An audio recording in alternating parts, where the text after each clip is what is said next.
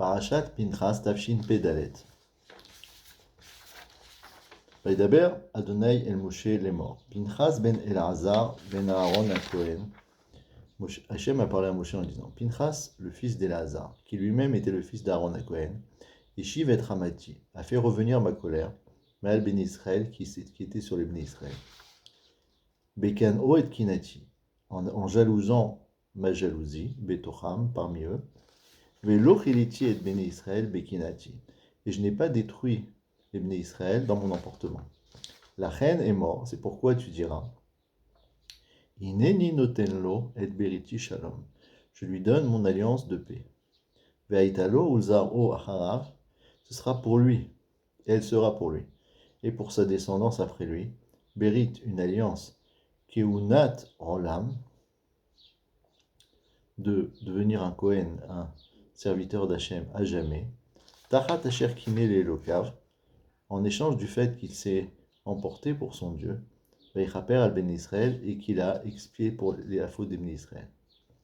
De quoi s'agit-il? À la fin de la paracha de Balak, on a vu l'intervention de Bilham pour arrêter une avéra qui était en train de se passer dans le clan Israël.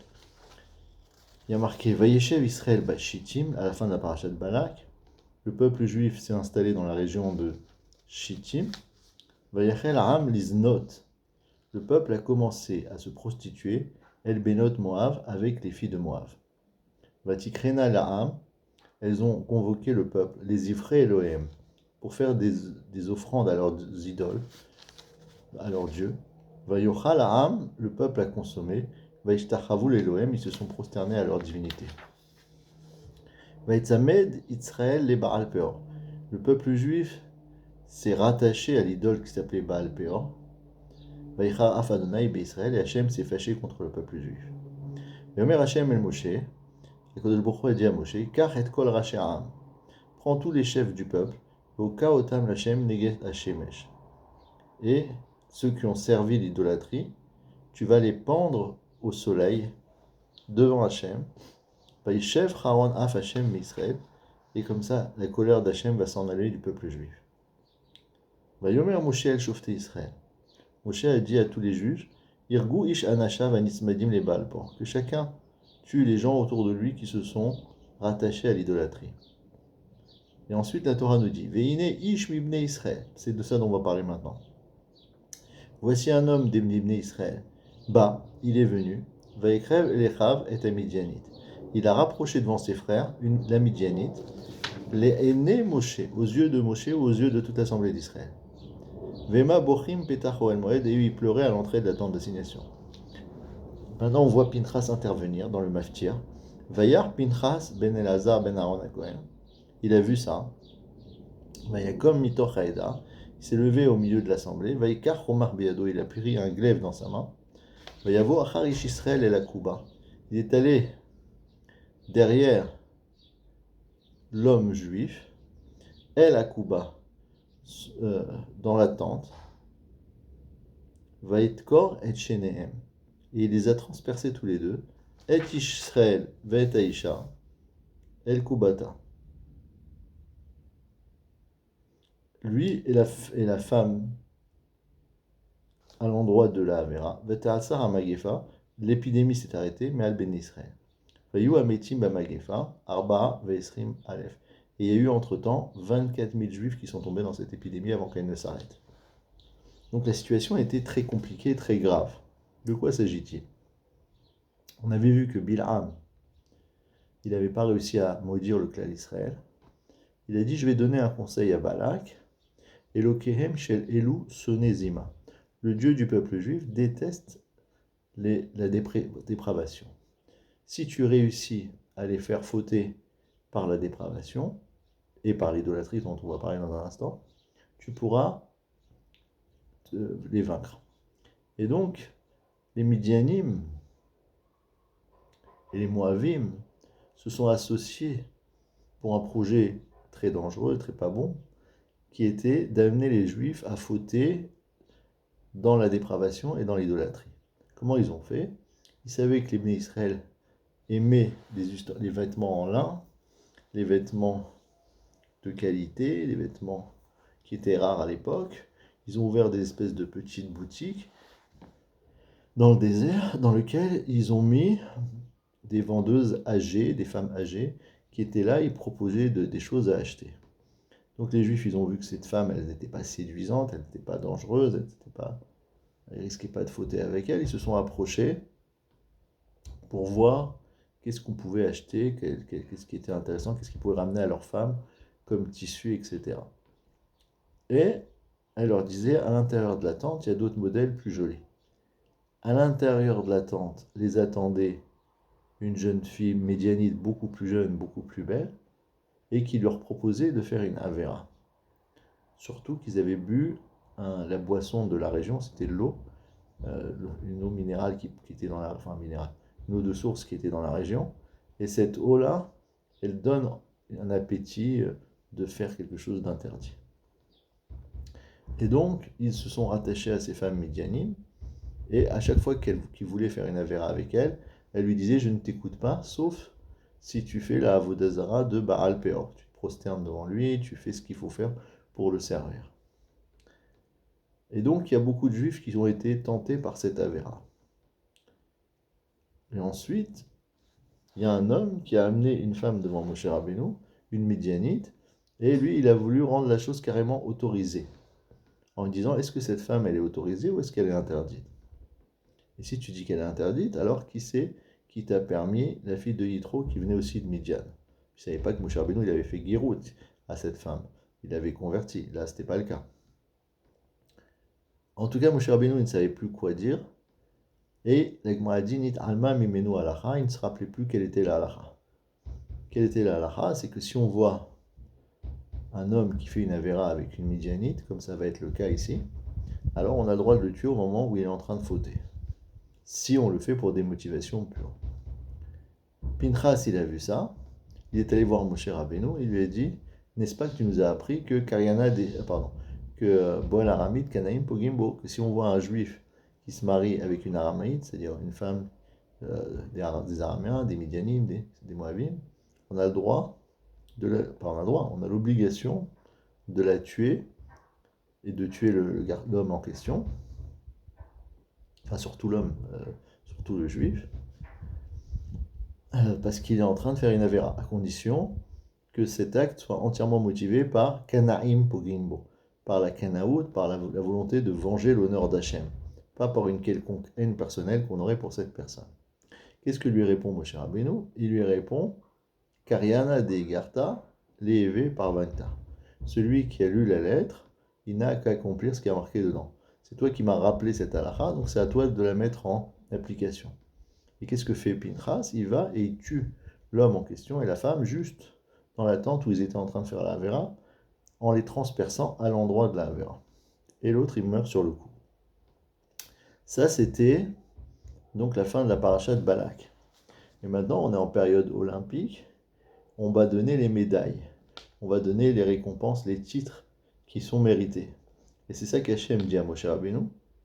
Pinchas, donc celui qui est intervenu, qui s'appelle Pinchas, qui est le fils de Elazar, qui est lui-même le fils d'Aaron HaKohen, donc on parle ici du petit-fils d'Aaron HaKohen, eh bien, en tuant cet homme-là, il n'a pas simplement fait la mitzvah de Kanaïm Pogimbo, mais il a aussi arrêté la colère d'Hachem, comme on a vu que la Magefa, l'épidémie qui avait commencé à s'éparpiller, à s'étendre dans le clan Israël, avait déjà tué 24 000 personnes et ça allait continuer jusqu'à on ne sait pas combien, eh bien, ça s'est arrêté grâce à l'acte de Pinchas, et que Akadosh Baruch Hu dit Velo kiliti et ben Israël bekinati, je n'ai pas détruit l'intégralité du peuple juif dans mon emportement. Mais sinon, s'il n'y avait pas eu l'acte de bravoure de Pinchas, ça aurait pu aller jusqu'à détruire tout le monde. En tout cas, tous ceux qui avaient fauté. La reine est mort, c'est pourquoi tu vas dire Ineni notinlo et beriti shalom, je vais lui donner mon alliance de paix et il va devenir Kohen. Pourquoi il n'était pas Kohen Pinchas? Parce que bien que c'était le petit-fils d'Aaron, mais au moment où on a nommé les Kohanim, il n'y avait que 4 Kohanim en dehors de Aaron qui sont devenus Kohen. C'était ses enfants. Nadav, Avihu, Elazar, Itamar. Aaron plus ses 4 enfants sont devenus Kohen. Les autres, comme le fils d'Elazar qui était déjà né à l'époque, n'a pas été nommé Kohen. Et il a reçu ce statut. Alors tous les autres enfants qui allaient avoir Nadav et Avihu, Elazar et Itamar, ils allaient devenir Cohen de facto. Mais ceux qui étaient déjà nés n'étaient pas Cohen. Sauf Pinchas, qui justement a mérité cette appellation, ce titre de Cohen, par le fait qu'il a fait cet acte de Kanaout, d'emportement pour l'honneur d'Hachem. Ensuite, la Torah nous dit Veshem Ish Israël Amouké, Asheroka et Midiani, l'homme juif qui a été frappé avec la fille de Midian. Alors c'est là qu'on connaît son nom, parce qu'avant on l'avait dit Shem Ish Israël. Maintenant on nous dit comment il s'appelait. Zimri ben Salou. C'était son nom. Nessi bet Av le Shimoni, qui était le prince de la tribu de Shimon. Donc c'est pas n'importe qui, c'était quelqu'un d'important. Et la femme qui a été frappée, la Midianite, s'appelait Kozbi Batso. Et Tsour, c'est pas n'importe qui non plus, c'est Rosh Umod Betav, le chef d'État de la maison paternelle de Midian, de la tribu, enfin, du pays de Midian. Donc voilà, ça c'est en deux mots ce qui s'est passé et les Ktotsaot, les conséquences positives pour Pinchas d'un acte de bravoure qu'il a fait.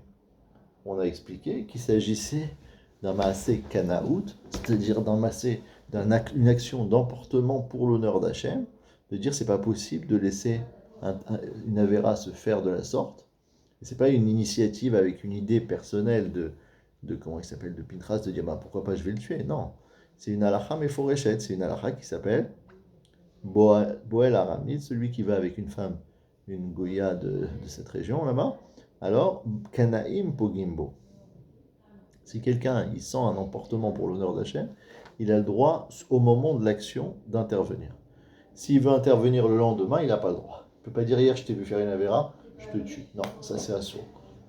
C'est pareil, si c'est au moment de la avéra et il le fait en disant moi ça ne me dérange pas que tu fasses une avéra, c'est pas pour ça que je vais te frapper, moi je te frappe parce que t'es rentré chez moi sans permission, t'as fait du bruit ou quoi que ce soit. Si j'ai un prétexte, une kavana complètement différente que la jalousie pour l'honneur d'Hachem, c'est un véritable assassinat. C'est tuer quelqu'un pour rien. La seule permission que la Torah a donnée de le tuer, c'est si on fait ça uniquement pour protéger l'honneur d'Hachem. Et ici, la Torah, elle vient témoigner que l'action de Pinchas n'était motivée que par cette kavana, cette intention pure de Kanaout, parce que c'est marqué Bekano et Kinati Betocham. Il a réellement jalousé ma jalousie. Il a agi Kavirol à ma place. Il a agi en punissant les fauteurs. Donc ça c'est pour avoir une tmouna, une image de ce que dit la paracha. Maintenant on va essayer de réfléchir un petit peu.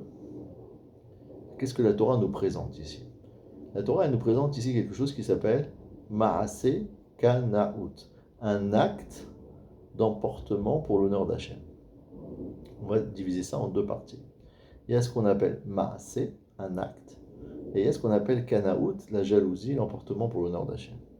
Avant d'en arriver à expliquer c'est quoi l'honneur d'Hachem et la Kanaout en question, la Torah nous donne ici la valeur d'un acte, d'une action.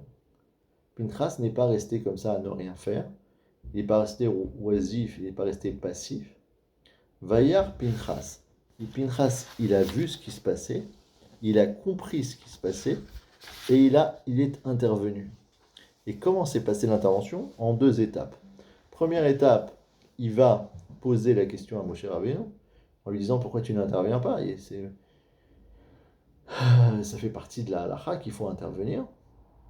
C'est d'une part, dois-je intervenir, et d'autre part, si oui, pourquoi toi tu ne le fais pas? Et Moshe Rabbeinu, qui avait oublié la halakha, lui dit écoute, je ne peux pas te dire d'intervenir parce que cette halakha, ce n'est pas une halakha qu'on peut enseigner. C'est ce qu'on appelle halakha ve'en morin ken. C'est vraiment une halakha, mais on n'a pas le droit d'enseigner parce qu'on ne sait pas si la personne qui est en face de nous a le niveau de faire la chose pour l'honneur d'Hachem ou il va le faire dans une autre motivation.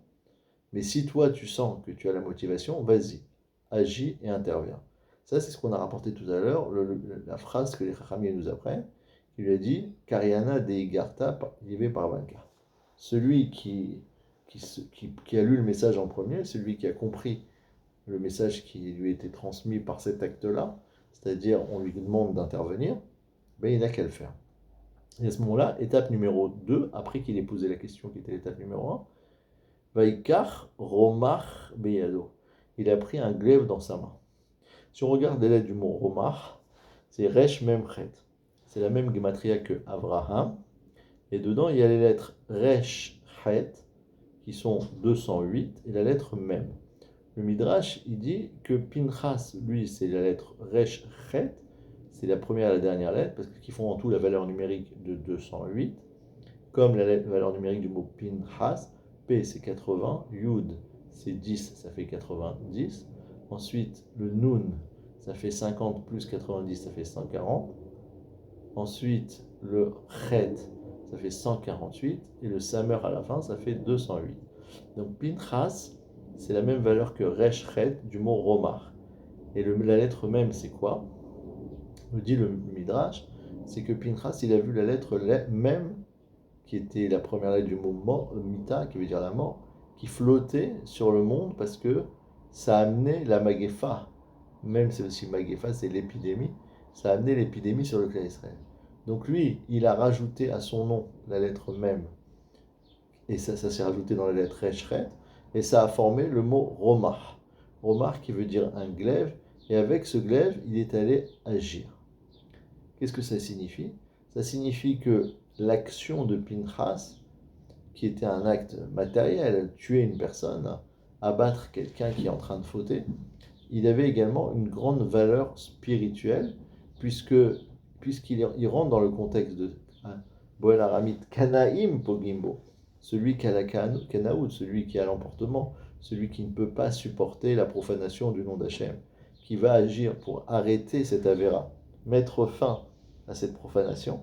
Ça transforme maintenant l'acte qu'il a fait en un véritable Kiyum Mitzvah, comme s'il était en train maintenant de prendre un etrog, un lulav, des hadassim, des haravot et de faire des tilat lulav.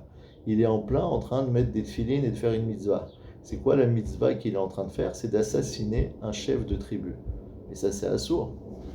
Mais si c'est fait avec la motivation pure, c'est kasher veyosher, c'est tout à fait kasher, c'est tout à fait valable. Et c'est ce que Rashi nous rapporte quand, sur le début de la paracha Pinchas ben Elazar ben Aaron HaKohen, que la Torah, elle a voulu justement témoigner que l'acte, il était motivé par le fait qu'il était le fils d'Elazar, qui lui-même était le fils d'Aaron HaKohen, dont toutes les kavanat personnelles de Aaron, ça on le sait, c'est Oev Shalom, Verodev Shalom, qui aime la paix et qui poursuit la paix. Et pas comme ce que craignait le peuple juif, qu'on dit, s'il a pu faire une telle chose de tuer un chef de tribu, c'est qu'il descend effectivement de Yitro, parce que Pinchas était aussi un descendant de Yitro, et donc ils ont dit, Ar item ben Poutizé, est-ce que vous avez vu celui-là de la famille de Pouti, parce que il y a marqué que Yitro il a pris mes bénotes Pinchas il a pris mes bénotes Poutiel, et qui était Poutiel? C'était Yitro, ça vient du mot Mephatem, Mephatem ça veut dire gaver, parce que Yitro, il gavait des veaux pour l'idolâtrie, et eux ils ont dit, ben voilà la source d'une action pareille. Comment on peut en arriver à tuer un chef de tribu du clan Israël, si ce n'est qu'on a un ancêtre dans sa famille qui était capable de gaver des veaux pour l'idolâtrie. Et c'est de là qu'on a pris ces mauvais comportements de quoi? De, de Retzicha, de cruauté, d'Arzariut, etc. La Torah ne dit pas du tout. Vous vous êtes trompé. Ce n'est pas ça le shoresh, ce n'est pas ça la racine de l'intention de Pinchas, mais au contraire. Pinchas ben Elazar ben Aaron HaKohen. Son acte, il est entièrement motivé par une kavana pure et propre qui vient de la pureté d'Aaron HaKohen. Et il a été Meshif Chema, il a enlevé la colère, comme Aaron avait enlevé la colère d'Hachem quand les Bnei Israël voulaient faire le Hegel, il leur a dit non, demain on va voir, on va repousser, on va reporter. Donc c'est ce qu'on appelle un Meshif Chema, ben Meshif Chema. Quelqu'un qui repousse la colère, fils de quelqu'un qui a repoussé la colère. Et sur ça, il a mérité l'alliance de Kehunat Olam, de devenir comme Aaron. Aaron était Cohen, puisque lui, il a fait Ovda de Aaron. Il a fait un acte qui correspond au caractère d'Aaron, qui est un acte de shalom, de ramener la paix. Alors il a mérité lui aussi de devenir quelqu'un qui sera Cohen. Et le Midrash dit que Pinchas, c'est Eliyahu Hanavi. Non seulement il devient Cohen, mais il deviendra immortel quelque part, en se transformant en Eliyahu Hanavi. Tout ça parce qu'il a justement enlevé la mort du clan Israël qui devait s'éparpiller, de toucher de plus en plus de gens à cause de l'épidémie, et il a calmé cette chose-là. Alors le Ohr HaChaim HaKadosh, il vient et il approfondit encore un peu plus en posant la question suivante. Comment se fait-il que lorsqu'on va nommer les personnes qui ont été tuées, c'est-à-dire le Nassi Zimri Ben Salo et la femme Gozbi Batsur, on ne les nomme pas exactement dans le même ordre?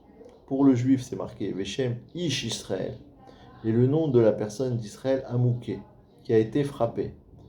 Et après, on répète Asher Uka, qui a été frappé avec la Midianite, Zimri Ben Salo, qui était un assis de la maison paternelle de Shimon. Et ensuite, quand il s'agit de la femme, on dit Shamaïsha Amouka, la femme qui a été frappée à Midianite, qui était de Midian, elle s'appelait Kozbi Batsur Rosh Umot-Bet, avec Midiano. Donc il y a deux différences.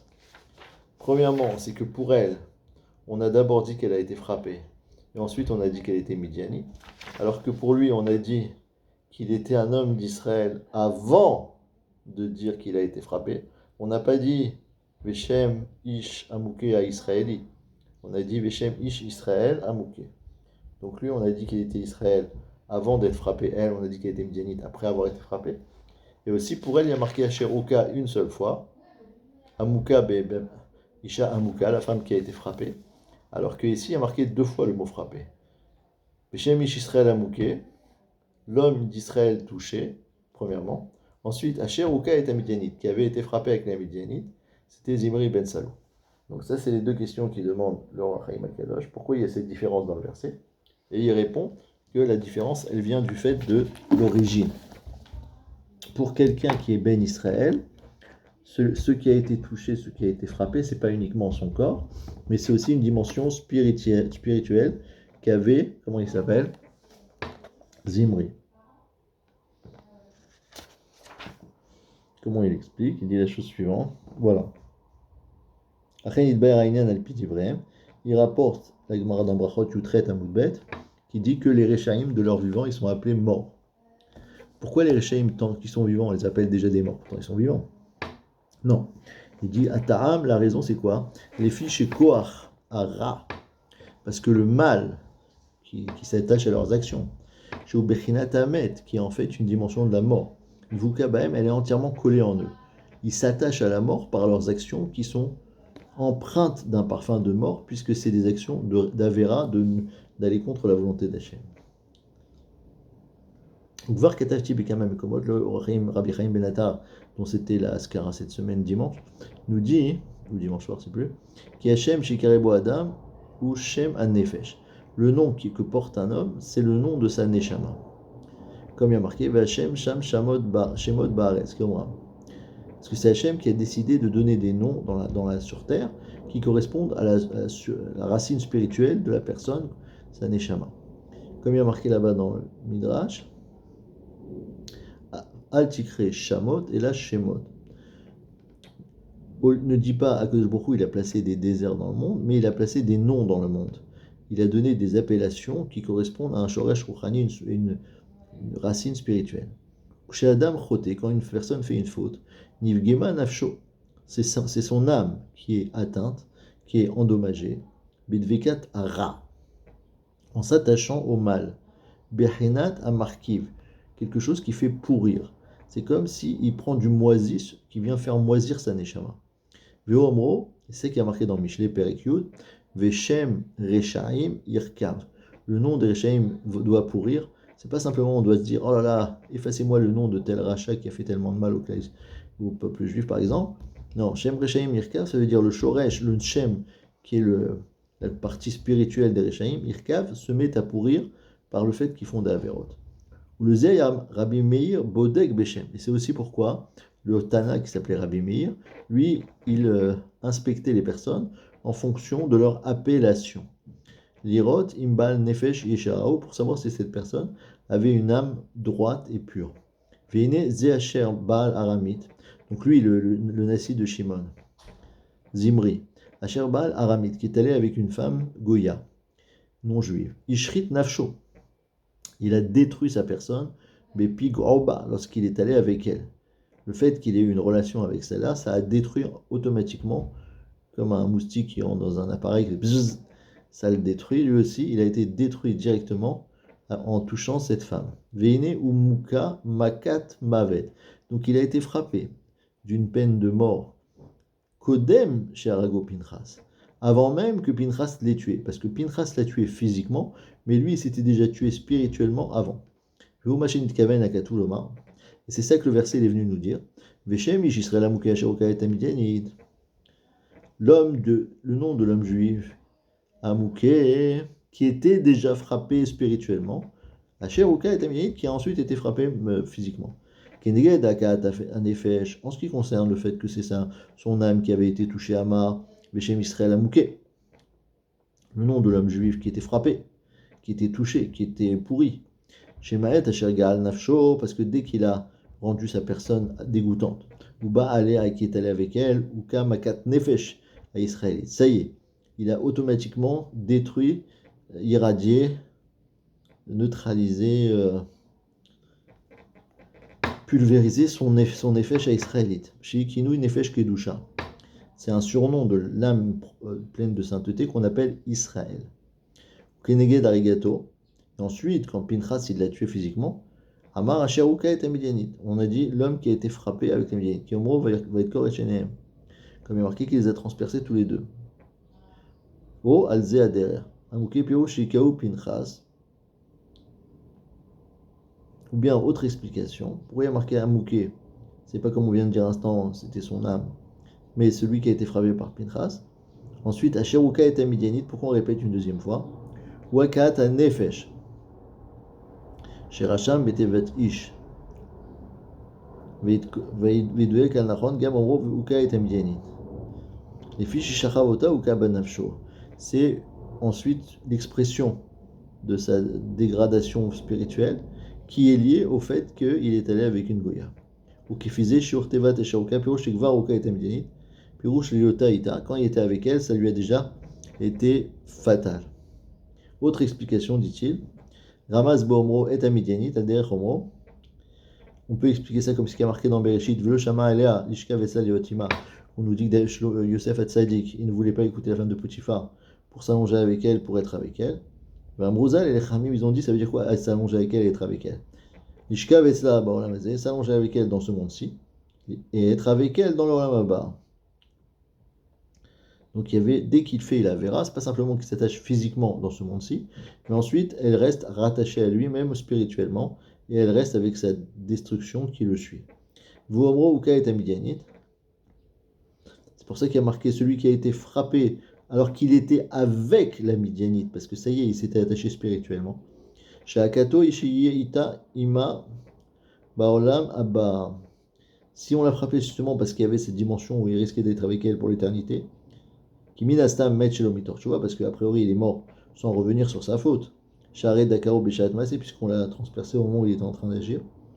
Ou bazé nitieshev mashidik dak nulomar kefel amuka sharuka.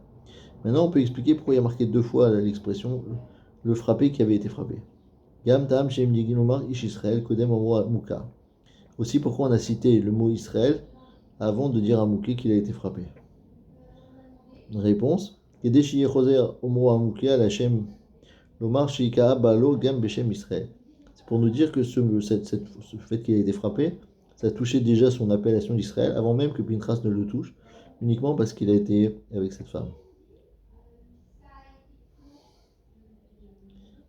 Que le mot Ish Israël, c'est des branchements de la Gdusha.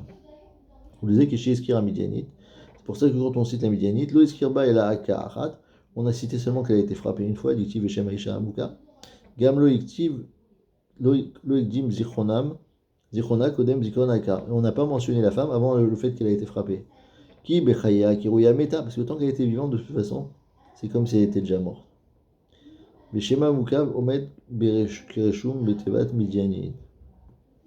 וכבר כתבנו בכמה מקומות כי שם עובדי כוכבים ומזלות הוא שם הקליפות שבכולם הם בחינת המיתה. Tout ça pour nous dire qu'il y avait ici une dimension spirituelle. On va juste conclure et résumer tout ça. Ça veut dire que quand un homme il fait une action, il doit savoir qu'il y a l'acte qu'il est en train de faire au niveau physique, mais il y a aussi la portée spirituelle de son acte. Comment, par cet acte-là, il peut devenir méritant, il peut faire mériter le peuple juif, il peut avoir un srout, une continuation dans sa descendance, dans ses enfants, dans ses petits-enfants, ses arrière-petits-enfants, jusqu'à Sof Koladorot, uniquement parce qu'à un moment donné, il a décidé d'intervenir et d'agir en fonction de ce que la Torah attendait de lui, en fonction de la halacha, en fonction de son amour d'Hachem qu'il avait à ce moment-là. La Torah ne laisse pas passer cela, et que celui qui a fait Maasé Pinchas, il mérite Schar qui Pinchas. Celui qui a fait un acte comparable à celui de Pinchas, il mérite des récompenses comparables aux siennes aussi. Alors Hachem et Hazor qu'on prenne conscience de la valeur de chacun de nos actes, comment en faisant attention avec un mot gentil, avec un acte, avec un prêt d'argent, avec une tzedaka, avec une achilat matzah ou quoi, dès qu'une personne va faire un acte de mitzvah, il transforme sa nefesh, son neshama, en la rattachant à la vie.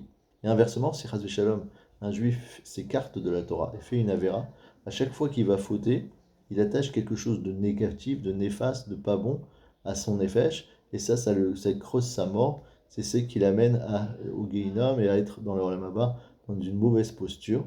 Et donc, il faut apprendre à agir comme Pinchas, mitor teshuva ou mitor maasim tovim.